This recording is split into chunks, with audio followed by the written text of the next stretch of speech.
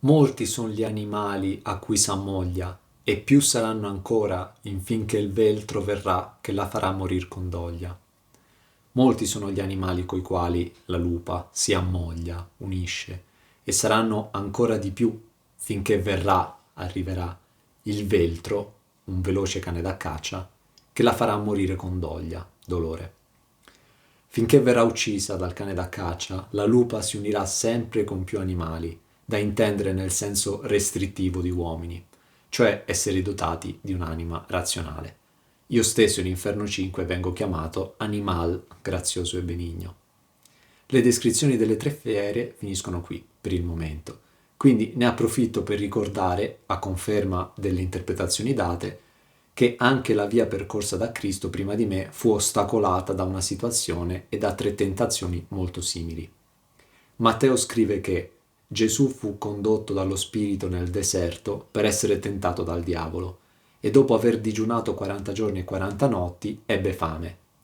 Anche nel mio individuale cammino c'è il gran diserto e c'è la notte, il lungo periodo, chi passai con tanta pietà. Continuo. Il tentatore allora gli si accostò e gli disse: Se sei figlio di Dio, di che questi sassi diventino pane. Anche le fiere mi si avvicinano e la prima che incontro è la lonza, i piaceri del corpo, appunto, che se limitiamo alla lussuria sono solo quelli sessuali. Procedo. Se sei figlio di Dio, gettati giù, poiché sta scritto: ai suoi angeli darà ordine a tuo riguardo ed essi ti sorreggeranno con le loro mani. La seconda fiera, il leone, la superbia. E per finire, proprio nello stesso ordine, il diavolo lo condusse con sé sopra un monte altissimo e gli mostrò tutti i regni del mondo, con la loro gloria, e gli disse: Tutte queste cose io ti darò. Anche io sono ai piedi di un monte, sbarrato dalla lupa, e adesso è arrivato il momento di dire il suo significato allegorico. Cosa rappresenta quindi la lupa? La cupidigia, cioè la smodata avidità, quella insaziabile fame di avere e di potere che non soddisfa mai, senza pace, appunto. Vogliamo sempre di più e quando otteniamo il più che volevamo, ne vogliamo ancora di più. In Purgatorio 20 scrivo: Maladetta sie tu, antica lupa, che più di tutte le altre bestie hai preda, per la tua fame senza fine cupa. Nella monarchia scrivo: alla giustizia, Dio, si oppone principalmente la cupidigia, lupa, come afferma Aristotele. Nel convivio scrivo che mai si compie né si sazia la sete della cupiditate. Anticipo una storia personale che tratto in Purgatorio 19. Non basta diventare cardinale, non basta diventare papa, neanche il punto più alto raggiungibile di quella carriera è sufficiente a essere felice. Solo quando capisce ciò, il papa in questione scopre la vita bugiarda e si converte. Ripeto, uno dei pochi papi che non incontro all'inferno lo ha evitato non in quanto papa, ma perché dopo essere diventato tale si è convertito. Anche la lupa specifico che è femmina. La lupa è simbolo di Roma, dove ha appunto sede la Chiesa di Roma, composta troppo spesso da cattolici che, al contrario del Papa appena citato, non si sono convertiti e che trovo all'inferno. Nei testi citati si parla sempre di un lupo maschio. Io invece specifico che nel mio caso è una lupa femmina, aprendo così all'interpretazione di questa come simbolo della Chiesa di Roma. In questo senso la Chiesa di Roma non lascia passare altrui, chi ritiene eretico, per la sua strada, scelta individualmente, che lo porta a Dio, ma non solo si interpone a lui, tanto glielo impedisce che lo uccide. E le punizioni dell'eresia al mio tempo, con scomuniche, roghi e altro, sono all'ordine del giorno. A sostegno di interpretare la lupa come Chiesa di Roma, c'è anche il fatto che al termine del purgatorio non solo anche il carro rappresentante la Chiesa di Roma si trasforma in un mostro, ma sopra questo mostro siede una puttana, citando testualmente Purgatorio 33. che, come fa qui il Veltro, viene uccisa, e aggiungo che la lupa in latino è traducibile come puttana. Da qui lupanare. E termino ricordando che anche impedimenta, impedisce, è termine della dottrina teologica. Liberarsi insomma dall'oppressione della Chiesa di Roma e tornare ad affidarsi al Vecchio e al Nuovo Testamento per trovare la propria via che ricongiunge ognuno a Dio. La lupa intesa come femmina di lupo è il senso letterale. La lupa intesa come cupidigia è quello allegorico. E la lupa intesa come Chiesa di Roma, quello morale. Sono diversi piani di lettura, come chiariscono il convivio, non interpretazioni contrastanti. Come d'altronde Virgilio e Beatrice sono sia persone esistite che concetti. Questo è il mio viaggio personale. Il desiderio carnale e la superbia le ho viste in faccia, ma sono riuscito a superarle, con paura. Ma la lupa non riesco a superarla. E non è solo un ostacolo per me. Questa non lascia altrui, ciascuno, passare per la sua via. Quando la lupa ti viene incontro, quando la cupidigia ti sovrasta, quando la Chiesa di Roma vuole punire chi la pensa diversamente, si va verso il poco più è morte, anche spirituale. Chi vuole camminare verso la vita deve allontanarsi dai desideri terreni. Questi non basteranno mai. La materialità di questo mondo ci allontana dalla spiritualità della vera felicità, che non può saziarsi di questi beni fallaci. Dopo aver ottenuto qualcosa non siamo sazi e abbiamo più fame di prima. Questa vita terrena conduce alla morte, anche spirituale. Queste tentazioni saranno uccise con dolore da un veltro, un veloce cane da caccia, che viene ora descritto. Questi non ciberà terra né peltro, ma sapienza, amore e virtute, e sua nazion sarà tra feltro e feltro. Di quella umile Italia fia salute, per cui morì la Vergine Camilla, Eurialo e Turno e Niso di Ferute. Questo, il veltro, non si ciberà, nutrirà, né di terra né di peltro, lega metallica, ricchezza, ma di sapienza, amore e virtù, e la sua nazione, nascita, sarà tra feltro e feltro. Sarà il feltro la salute, salvezza, di quella umile, bassa Italia, per la quale morirono per le ferite, uccisi, la Vergine Camilla, Eurialo, Turno e Niso.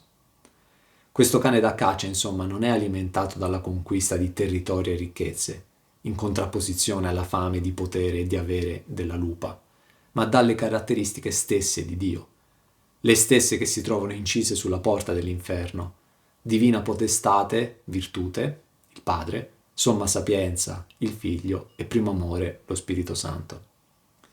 La sua nazione, la sua nascita, sarà tra feltro e feltro, con la lettera minuscola, due panni di umile origine.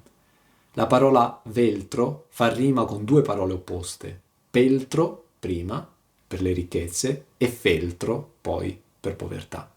E riguardo all'umiltà, che ricordo alza più di qualsiasi superbia ed è il suo atteggiamento diametralmente opposto, Maria è umile e alta più che qualunque creatura. Paradiso 33. L'umile Italia, nel senso letterale, è citazione virgiliana, del profilo basso dell'Italia visto da Enea al suo approdo. Nel senso allegorico, le cose da dire sono tante. Il poco fa citato superbo Ilion fu combusto è in esatta contrapposizione con umile Italia fia salute. Superbo contro umile, Ilion, Troia contro Italia, fu contro fia, sarà, combusto contro salute, salvezza. C'è un quinto indizio più sottile. La distruzione di Troia è avvenuta a causa dei greci pagani guidati dai loro dei falsi e bugiardi. La salvezza dell'Italia avverrà grazie al veltro guidato dalle caratteristiche del Dio cristiano. Umile è opposto a superbo. Non può quindi essere tradotto con misera Italia, deve tenere il suo significato positivo come in tutte le altre 8 ricorrenze nell'opera. Ma infatti qui Virgilio si rivolge a quella umile Italia per la quale morirono personaggi di spicco, non a questa Italia nella quale vivo io e che in Purgatorio 6 descrivo come «Ai serva Italia di dolore ostello, nave senza nocchiere in gran tempesta, non donna di province, ma bordello». La parola Italia esordisce dunque già nel primo canto. Un'Italia unita culturalmente, non politicamente. Un'Italia che non ho inventato io, un'Italia evocata più di 1000 anni prima di me, già dallo stesso Virgilio, da cui prendo in prestito umile Italia, ma anche da Cicerone, Seneca, Lucano, Boezio e altri. Per citare chi è morto per l'Italia, Virgilio fa dunque 4 nomi, tutti tratti dalla sua Eneida, appartenenti ai 2 schieramenti opposti, ma che sono tutti degni di essere nominati perché hanno comunque partecipato con la loro morte alla sua identità. Da una parte Camilla ed Eurialo, italici, dall'altra Turno e Niso, troiani. L'ordine stesso dei nomi è mescolato, perché, citando l'Eneida, Eurialo, splendente di bellezza e di verde gioventù, Niso, amico fedele d'Eurialo, mentre Camilla e Turno fanno parte dello schieramento opposto. Insomma, vengono citati i nomi di chi era già in Italia con quelli di chi arrivò per conquistarla. Sempre citando l'opera di Virgilio, la Vergine Volsca, Camilla, alla testa di un gruppo di cavalieri e fanti risplendenti di bronzo, è una fanciulla guerriera, ha mani di donna ma non avvezze alla rocca, al cucito o al ricamo, e dura nelle battaglie, tanto veloce da vincere i venti nella corsa. Riguardo a Turno, unica erede, Lavinia, che al termine della guerra andrà in sposa ad Enea, del vasto reame e della casata, del re latino, era una figlia femmina, ragazza già matura per l'uomo, già in età di prendere marito. La chiedevano in molti, dal Lazio e dall'Ausonia. Tra gli altri, Turno, il più bello di tutti, potente e di gran stirpe. Questi la caccerà per ogni villa, finché l'avrà rimessa nell'inferno, là onde invidia prima di partilla. Questo, il Veltro, caccerà lei, la lupa, da ogni villa, città, finché l'avrà rimessa nell'inferno là dove si era separata dalla prima invidia. Soltanto al verso 110 compare per la prima volta la parola inferno, tra l'altro non per anticipare dove andiamo. Parola che, tranne in questo caso isolato, insieme a purgatorio e paradiso, non compare mai, né in questo primo canto che funge da introduzione all'intera opera, né nel prossimo che funge da introduzione all'inferno, per far riflettere al senso allegorico che questo è il cammino della nostra vita e non nei 3 regni ultraterreni.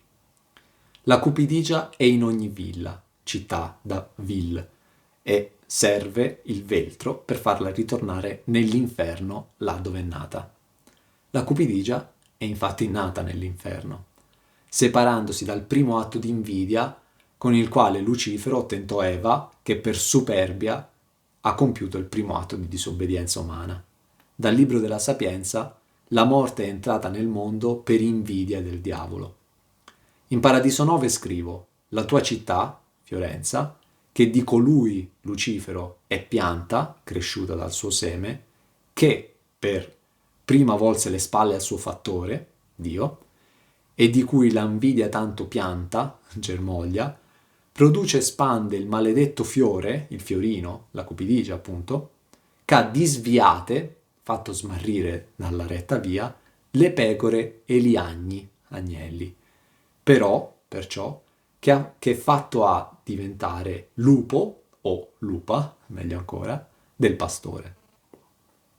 Lucifero, il più bello degli angeli, appena dopo essere stato fatto, si ribellò al suo fattore e per punizione fu lanciato fuori dal cielo insieme agli altri angeli che si allearono con lui e a quelli che si astennero, conficcandosi in mezzo alla terra dove ancora si trova. Pietro scrive che per colpa dei falsi profeti la via della verità sarà coperta di improperi. Nella loro cupidigia vi sfrutteranno con parole false, ma la loro condanna è già da tempo all'opera e la loro rovina è in agguato. Dio infatti non risparmiò gli angeli che avevano peccato, ma li precipitò negli abissi tenebrosi dell'inferno, serbandoli per il, in attesa del, giudizio. Fine delle caratteristiche letterali del veltro elencate in questo canto. È quindi il momento di passare al significato allegorico. L'ovvia premessa è che, trattandosi di una profezia, i termini sono necessariamente vaghi. Come sempre vi do una sola interpretazione. Dato che neanche Cristo è riuscito a togliere la cupidigia da tutte le città e cittadini, come può riuscirci un altro uomo diverso da lui? Che non possa riferirsi ad alcuna persona o periodo lo scrivo anche nel convivio. Né il mondo mai non fu né sarà sì perfettamente disposto come allora, che alla voce d'un solo principe del roman popolo e comandatore, sì come testimonia Luca Evangelista. E però che pace universale era per tutto, che mai più non fu né fia sarà. Uso proprio gli stessi tempi verbali, fu e fia. Il cammino è personale. Ho ripetuto io e mi già troppe volte in questo canto. Ognuno nella nostra vita deve singolarmente ricacciare nell'inferno la cupidigia, cioè l'eccessiva fame dei beni terreni, e cercare la felicità spirituale. Per questo mi riferisco anche a te, singolo lettore che mi leggi, e non a tutti i lettori che mi leggono. Non è successo e non succederà che una persona sola ci liberi tutti da ciò. Infatti qui non mi riferisco a una persona, ma a un volume, il mio volume. La commedia insegna, anzi ricorda, il cammino personale che ognuno di noi deve svolgere per trovare se stesso e il suo posto nel cielo vicino alle stelle. La commedia non si ciba di terre o ricchezze, come qualsiasi uomo o monarca, ma è alimentata dall'amore, dalla sapienza e dalla virtù, caratteristiche del Dio Trinitario. La sua nascita, Nazion, è tra feltro e feltro. Il processo di feltrazione, nel quale il foglio bagnato viene depositato tra due panni, feltro e feltro. Mi riferisco alla formazione della carta di origine vegetale, che nasce appunto tra umili stracci ed è conosciuta in Italia da pochi secoli. L'Italia è infatti un'altra conferma di tale interpretazione. Il veltro sarà salvezza di quella umile Italia, ed è infatti a lei che è destinata, avendo fatto la scelta di scriverla usando i volgari più belli d'Italia e non, come scrivo nel De Vulgari Eloquentia, non in latino, come ho fatto per altre mie opere.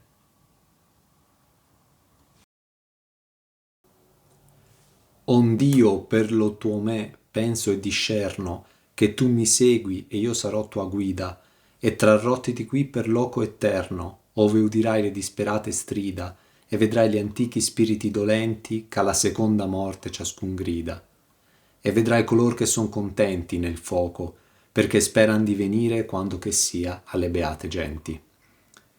Seguimi, dove io che per il tuo meglio penso e discerno, comprendo, sarò la tua guida, e ti trarrò in salvo da qui per attraverso il luogo eterno, dove udirai, ascolterai, le disperate strida e vedrai gli antichi spiriti dolenti che ciascuno grida, chiama con forza, alla seconda morte, morire di nuovo.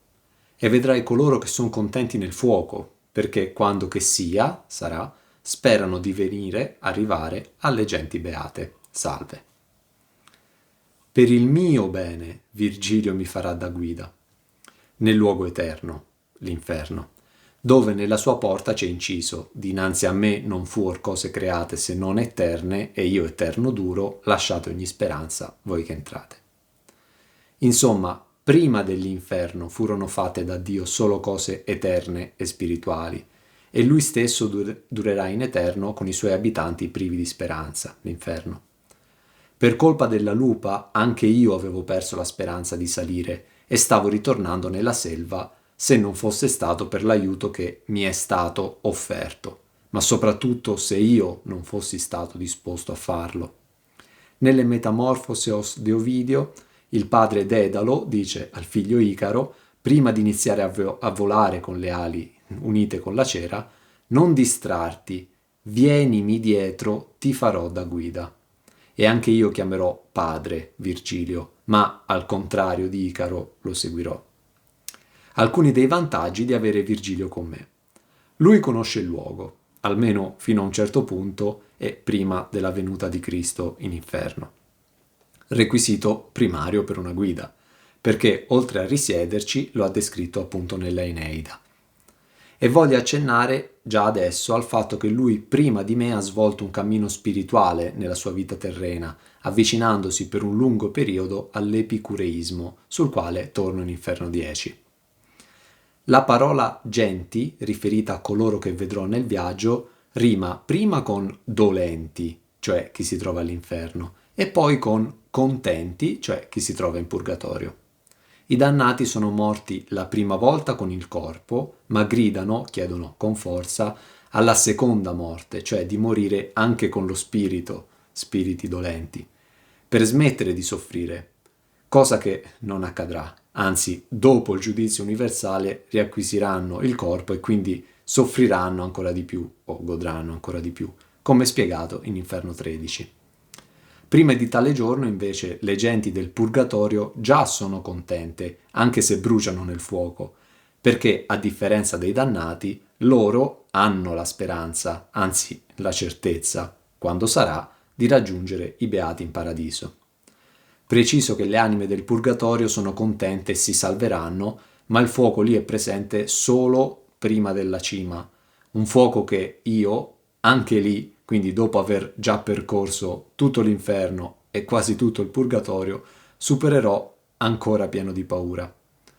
Sottolineo i sensi allegorici che la divisione delle genti tra dolenti, tristi, e contenti, felici, è già presente nella vita terrena in base a come ognuno di noi decide di vivere e che si salva chi ha speranze e si affida al cielo anche mentre si trova nel fuoco.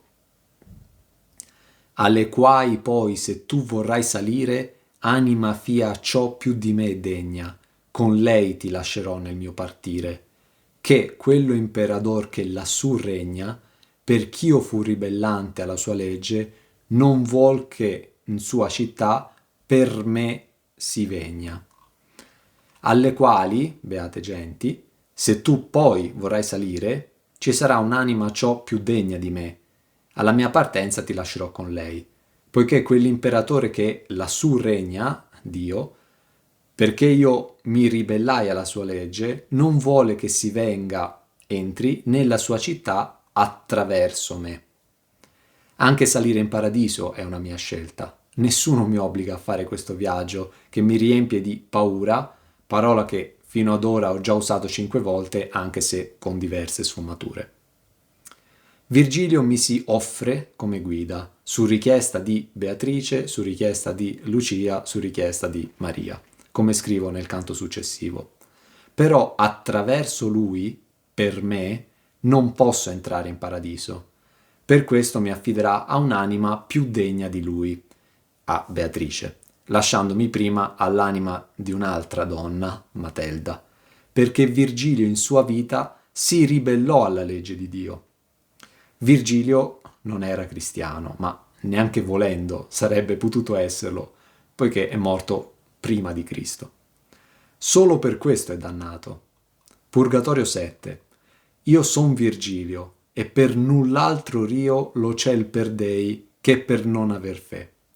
Cioè, non è in cielo non perché ha fatto qualcosa di sbagliato, ma perché non ha fatto la cosa giusta, avere fede, cosa che non avrebbe proprio potuto fare nel Dio cristiano. In Inferno 4, le genti che si trovano nel limbo insieme a lui, anche se non peccarono, non ebbero battesimo che è parte della fede in cui io credo. Se Virgilio lo intendiamo come personificazione delle dottrine filosofiche, in questo caso completato nel suo ruolo di guida dalle dottrine spirituali rappresentate da Beatrice, queste da sole non bastano a salvarsi. Le dottrine filosofiche, la ragione, se vogliamo essere molto generici, sono in senso proprio ribellanti alla comprensione del divino e appunto attraverso loro, per me, non possiamo salvarci. Non è Virgilio in sé ribellante a un Dio che non ha avuto neanche la possibilità di conoscere, come scrivo tra poco, poeta, io ti richeggio per quello Dio che tu non conoscesti. Il significato allegorico è che sono io a non poter entrare in paradiso attraverso lui, è ciò che personifica. Non è che lui, in quanto dannato, non può andare lì. A conferma di ciò, in Paradiso 18 mi dice: quanto ragion qui si vede, dirti possio, da indi, cima del purgatorio, in là, paradiso, t'aspetta pur a Beatrice, che è opera di fede. Per citare di nuovo Giovanni, in quel passo in cui Gesù dice io sono la via, la verità e la vita, nessuno viene al Padre se non per mezzo di me. E in Inferno 3, per me si va nella città dolente, per me si va nell'eterno dolore, per me si va tra la perduta gente. Tutto ciò in linea generale, dato che nel viaggio trovo anime salvate che però morirono prima di Cristo. Dio è l'imperatore che regna in cielo. In sua antitesi descrivo così, dite, Lucifero, Satana, che regna in terra in Inferno 34, l'imperador del doloroso regno, in questo continuo dualismo tra materiale e spirituale. In tutte parti impera e quivi regge. Quivi è la sua città e l'alto seggio, o felice cu ivi elegge. In tutte le parti, ovunque, impera, ha il suo dominio, e qui in paradiso, nell'Empirio, è re, regna, risiede. Qui è la sua città e l'alto seggio, trono. O felice colui che è eletto qui, in cielo. Impera, regge, città, seggio, elegge, parole prese in prestito dalla politica terrena per descrivere la politica divina, perlomeno nel suo senso letterale. Dio è l'imperatore che lassù regna, ma il suo impero si estende ovunque. Virgilio gira intorno a quel Dio e al suo nome che non ha conosciuto quando aveva il corpo. E infatti, e io a lui, poeta, io ti richeggio per quello Dio che tu non conoscesti, acciò ch'io fugga questo male e peggio. Che tu mi meni là dov'or dicesti, sì ch'io veggia la porta di San Pietro e color cui tu fai cotanto mesti. E io a lui, poeta, io ti supplico per quel Dio che tu non conoscesti in vita, affinché io fugga questo male, la lupa, e uno peggiore, la morte, che tu mi conduca là, in inferno, in purgatorio, dove ora hai detto, così che io veda la porta di San Pietro, dove entrano solo le beate genti, e coloro cui tu fai tanto mesti, disperati. Poeta, di nuovo questa parola, che fu degli altri poeti onore e lume, chiedo a un poeta come me di guidarmi.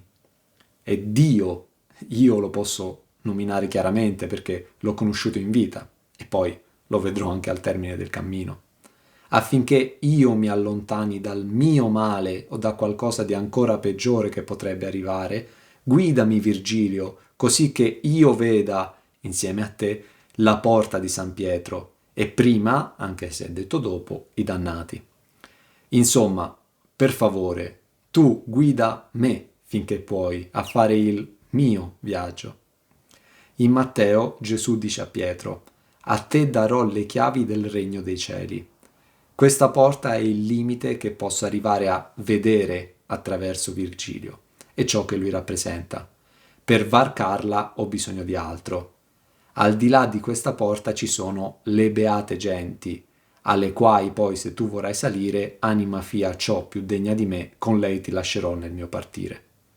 Questo è ciò che direttamente gli dissi all'inizio del mio viaggio, ma anticipo che la porta di San Pietro, discostandomi ereticamente dalla dottrina cattolica, la trovo all'entrata della montagna terrestre del Purgatorio, non quindi come ci si aspetterebbe all'entrata del Regno dei Cieli. E dove trovo un angelo a custodirla, e non San Pietro, il primo dei papi della Chiesa di Roma, e che supero insieme a Virgilio, anche se ho appena detto che attraverso lui posso arrivare solo a vederla e non a superarla. Allora si mosse e io gli tenni dietro. Allora lui si mosse e io stetti dietro. La guida che conosce la strada parte e sta davanti. Chi accetta, anzi gli ha chiesto di seguirlo, sta dietro e segue i suoi passi. Le dottrine filosofiche vanno avanti e guidano l'uomo che non deve abbandonarle. E così l'ultimo verso si collega al primo nel mezzo del cammin di nostra vita. Concludo con un'ultima citazione dal Convivio.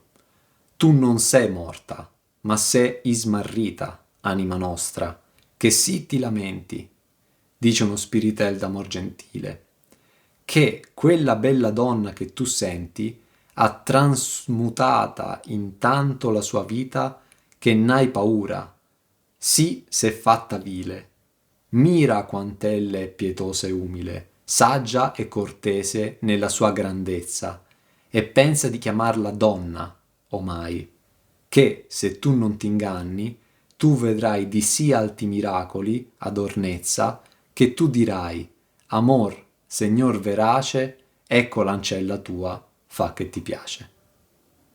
Fine.